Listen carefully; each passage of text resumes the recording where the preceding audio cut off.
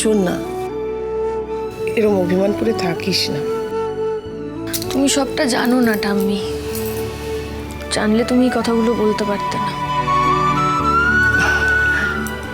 আমি জানি তুই মোহনার ওপর রাগ করে দাদু ভাইয়ের ওপর অভিমান করে আছিস। ঠাম্মি জানো তো, আমি সবার সাথে লড়ে নিতে পারতাম, সব কিছু করে নিতে পারতাম, শুধুমাত্র আদি যদি আমার পাশে থাকতো। এ আবার কি কথা রে শুভ?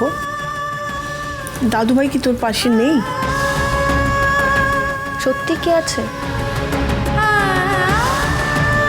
ঠাম্মি? আজকাল আদি অনেক কথা আমাকে বলেই না, জানো। আমার না যত না মোহনার ওপরে রাগ, তার থেকে অনেক বেশি রাগ আদির ওপরে। কেন বলো তো? আদি একবার মোহনাকে মুখের ওপর বলে দিতে পারছে না যে আমার সঙ্গে আর কোনো যোগাযোগ রাখবে না, ব্যাস।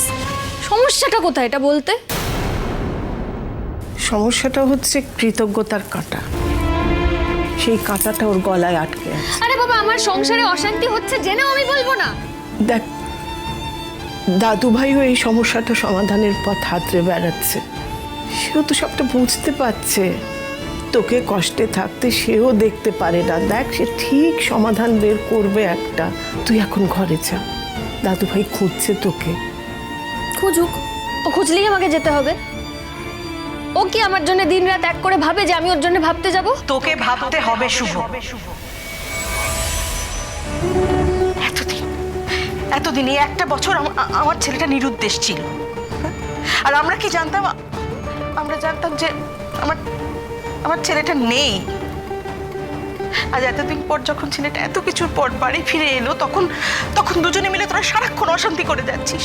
একটা কথা তোকে আগেও বলেছি, আমি আবারও বলছি, আমি সব কিছু সহ্য করতে পারি, কিন্তু আমার ছেলে দুঃখে আছে, কষ্টে আছে, এটা আমি সহ্য করতে পারবো না। তার জন্য তোকে যা করার করতে হবে।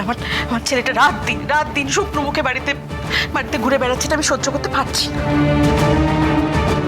তাই তো, তোমার ছেলে 1 বছর ছিল না, সেই যন্ত্রণার ভার আমি বয়ে বেড়াইনি মা।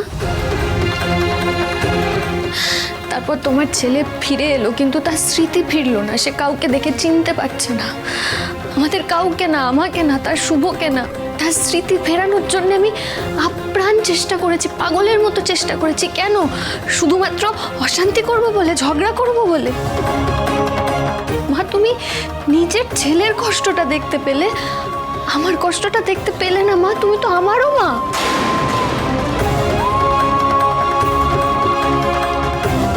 তোর কষ্ট আমরা কেন বুঝতে পারবো না রে শুভ? কিন্তু দেখ, মেয়েদের অনেক সইতে হয়, বউদের অনেক সহিষ্ণু হতে হয়। আর তুই তো আমাদের লক্ষ্মী মেয়ে, কেন বুঝতে পারছিস না? সব সময় শুধু মেয়েদের সহ্য করতে হবে, বউদের সহিষ্ণু হতে হবে।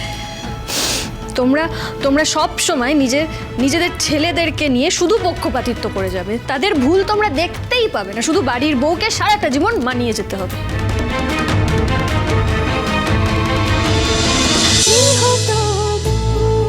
গৃহপ্রবেশ সোম থেকে রবি প্রতিদিন রাত 8:30টায় স্টার জলসায় ও জিও হটস্টারে।